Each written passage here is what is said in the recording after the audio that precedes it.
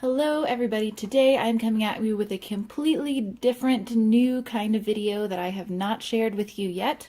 For those of you who are new, hello, my name is Notebook Girl and I do lots of planner videos, but I'm also very into journaling and reading, and my camera won't focus on my hands, which I guess is why most people sit in front of the camera, but I don't want to do that. Anyway, but I wanted to share a new kind of video for me today, and that is my April book haul. I have purchased more books in April than I have in a long time because right now at a university I make a lot of use of the interlibrary loan system where you can basically request any book you want, and they will track it down and get it for you from another library, which is amazing. So I use it all the time.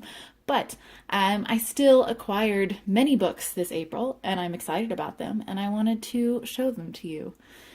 So first off, we have Blankets by Craig Thompson. This is an enormous graphic novel, which was on my reading list for my exams, and which I've read a couple times. And I was actually gifted this book by a friend who was moving and realized that he had 2 copies. This is a very expensive book, and so I am super happy to now have that to add to my collection, especially because now that I have it, I could potentially teach it. Next up, I have Our Hearts Will Burn Us Down by Anne Valente. This book, well, first off, this is a hardcover, and I hardly ever buy hardcovers, but she came and gave a reading at my university, and this is a beautiful edition of the book, and I have not gotten the chance to read it yet, but basically the premise of this book, it's told in kind of a collective voice, a collective we, by a high school yearbook team. And they're getting ready, they're all geared up, they're ready to make this like the best yearbook ever.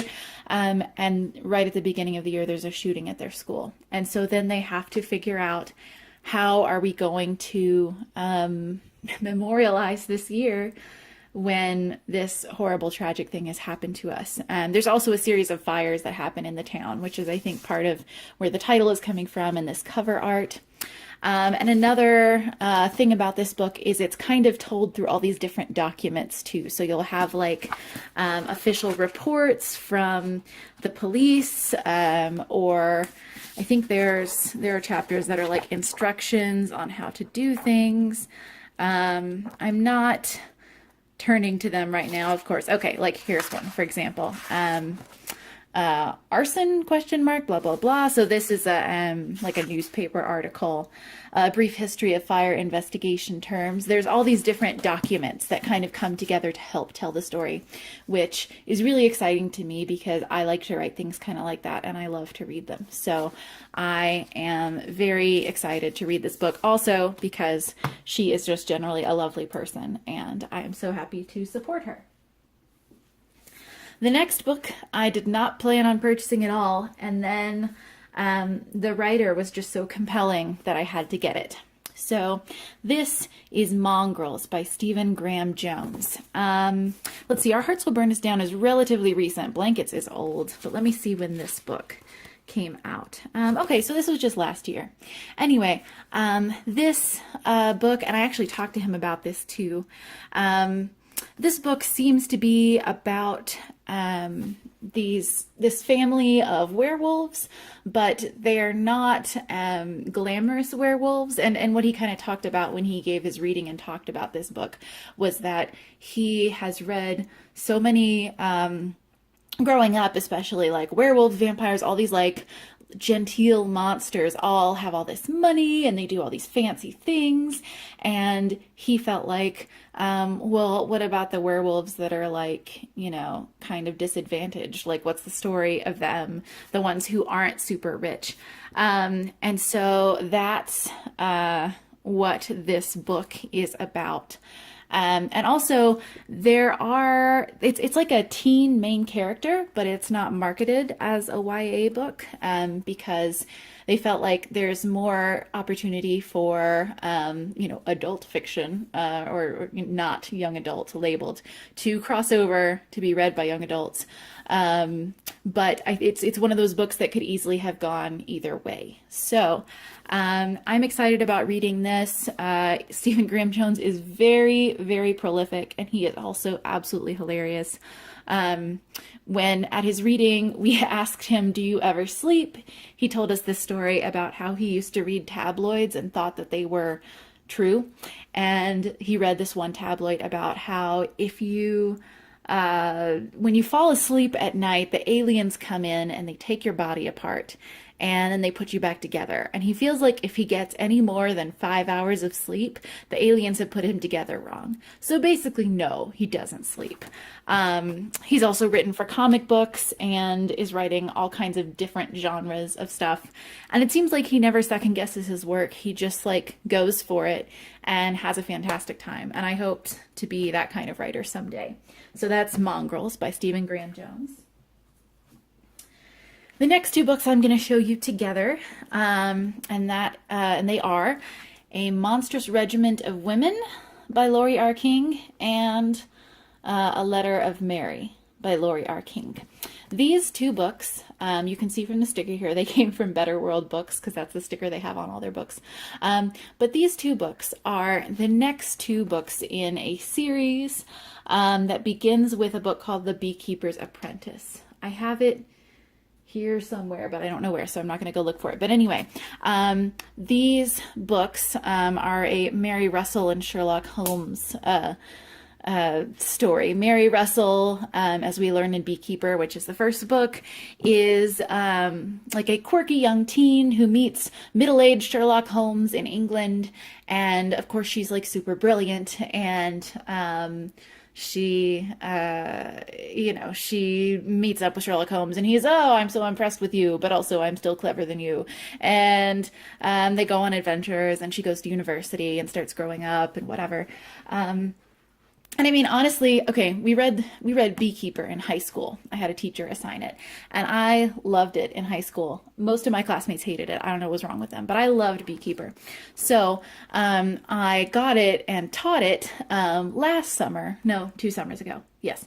And finally had my own copy. And when I reread it, it honestly read a little bit like a work of Mary Sue fan fiction, meaning that the writer, though in this case the writer is an older woman, so obviously it's not this exact same thing, but often a Mary Sue story has a younger writer, maybe kind of inexperienced, and she inserts herself into the story, and she's like the most amazing person that anybody's ever met, and she can solve every problem, and everybody thinks she's so great, and the main character's in love with her, of course, and everything perfect happens to her.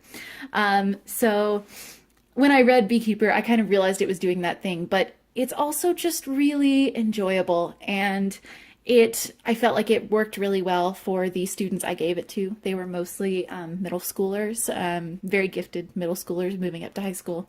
So anyway, I keep rereading Beekeeper. I'm really, really enjoying it.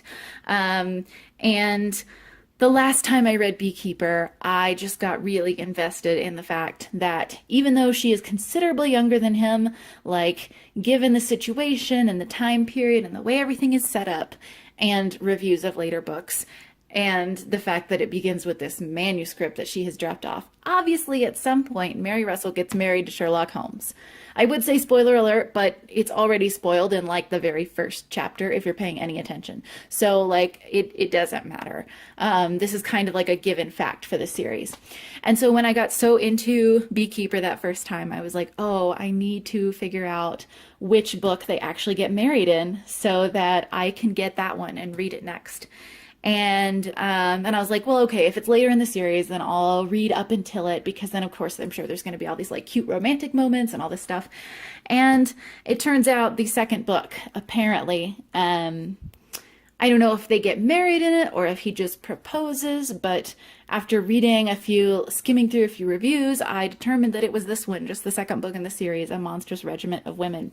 So of course I had to get that. But I was ordering from Better World Books, like I said. They were having a sale, and usually the way their sales work, you have to order a certain number of books for the discount to take effect. And for this particular sale, it was a 30% off sale. I had two books picked out. I picked out a third one, and then it was actually cheaper for me to get a fourth one too. And so you're about to see one of those other books. The fourth book that I got, I actually gave as a gift to my boyfriend, and it was called The Monopolists. It's a nonfiction book about the game Monopoly. Anyway, but this is these two books.